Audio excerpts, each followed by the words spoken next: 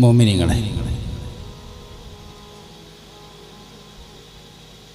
മുഹമ്മദ് നബി സല്ലല്ലാഹു അലൈഹി വസല്ലം തങ്ങൾക്ക് വേണ്ടിയാണ് ഈ ഉലകത്തെ അല്ലാഹു സുബ്ഹാനഹു വ തആല സംവിധാനിച്ചിട്ടുള്ളത് എന്ന് ഖുദ്സിയായ ഹദീസിലുണ്ട്. യാ മുഹമ്മദ് ലൗലാക ലമാ ഖലഖതുൽ ജന്ന എന്ന് സയ്യിദുനാ ജിബ്രീൽ അലൈഹിസ്സലാം ഒരിക്കൽ നബി തങ്ങളോട് സല്ലല്ലാഹു അലൈഹി വസല്ലമയോട് പറഞ്ഞതായി കാണും. നമ്മളൊക്കെ മദ്രസയിൽ പഠിക്കുന്ന സമയത്ത് പ്രസംഗമൊക്കെ എഴുതി പഠിച്ചിരുന്ന ആ കാലത്ത് ലൗലാക ലൗലാക ലമാ ഖലഖതുൽ അഫ്ലാക്ക് എന്നൊരു വചനം പ്രസംഗിച്ചിട്ടുണ്ട്. സനദിൽ ദുഅഫ് പറഞ്ഞിട്ടുണ്ടെങ്കിൽ പോലും ആ തത്വം ശരിയാണ് എന്നതിൽ ആർക്കും തർക്കമില്ല.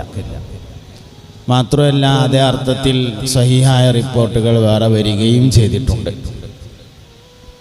ഈ ദുന്യാവിൽ എന്തെല്ലാം കാര്യങ്ങൾ സംഭവിച്ചിട്ടുണ്ടോ അതെല്ലാം മുസ്തഫായ നബി സല്ലല്ലാഹു അലൈഹി വസല്ലം തങ്ങൾക്ക് വേണ്ടി സംഭവിച്ചതാണ്. ഈ ദുനിയാവിൽ നിലവിൽ എന്തെല്ലാം സംഭവിച്ചു കൊണ്ടിരിക്കുന്നുവോ അതും നബി തങ്ങൾക്ക് വേണ്ടി സല്ലല്ലാഹു അലൈഹി വസല്ലം സംഭവിച്ചതാണ്.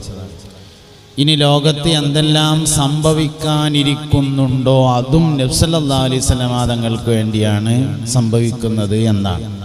ആദം നബി അലൈഹിസ്സലാം സ്വർഗത്തിൽ നിന്ന് ഭൂമിയിലേക്ക് എന്തിനാ പോകുന്നത് എന്നതിൻ്റെ ഉത്തരം മുത്തുനബിക്ക് വേണ്ടി എന്നാണ്. സല്ലല്ലാഹു അലൈഹി വസല്ലം നബി തങ്ങൾക്ക് വരാൻ വേണ്ടിയിട്ടാണ്. നൂഹ് നബി അലൈഹിസ്സലാം എന്തിനാ കപ്പലിൽ കയറിയത് എന്നതിൻ്റെ ഉത്തരം പുണ്യനബി സല്ലല്ലാഹു അലൈഹി വസല്ലം തങ്ങൾക്ക് വേണ്ടി എന്നാണ്. സുലൈമാൻ നബി അലൈഹിസ്സലാം എന്തിനാ ലോകം ഭരിച്ചത് എന്നതിൻ്റെ ഉത്തരം പുണ്യനബിക്ക് വേണ്ടി എന്നാണ്. യൂസുഫ് നബി അലൈഹിസ്സലാം എന്തിനാ കിണറ്റിന്ന് കയറിയിട്ട് മിസ്ർക്ക് പോയത് എന്നതിൻ്റെ ഉത്തരം മുസ്തഫായ നബി സല്ലല്ലാഹു അലൈഹി വസല്ലം തങ്ങൾക്ക് വേണ്ടി എന്നാണ്. ലോകത്ത് നടന്ന എല്ലാ സംഭവങ്ങളും നബി തങ്ങൾക്ക് വേണ്ടിയാണ്. ഇബ്രാഹിം നബി അലൈഹിസ്സലാം കഅബ ഉണ്ടാക്കിയത് മുസ്തഫായ നബി തങ്ങൾക്ക് വേണ്ടിയാണെന്ന് ഇബ്രാഹിം നബി തന്നെ പറഞ്ഞിട്ടുണ്ട്.